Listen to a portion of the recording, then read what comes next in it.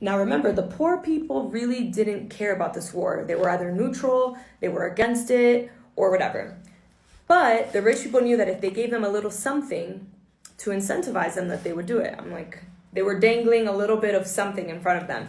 And it says here, the military became a place of promise for the poor who might rise in rank within the military, acquire some money, and change their social status.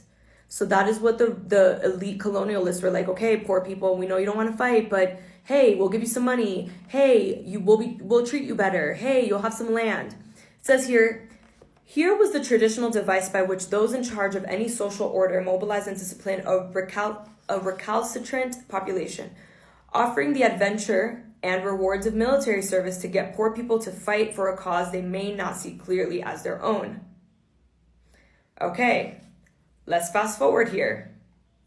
Revolutionary America may have been a middle-class society, happier and more prosperous than any other in its time, but it contained a large and growing number of fairly poor people, and many of them did much of the actual fighting and suffering between 1775 and 1783.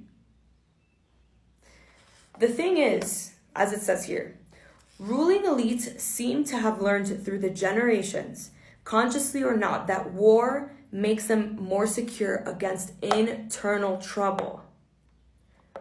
So if you give poor people a little status, a little land, a little money,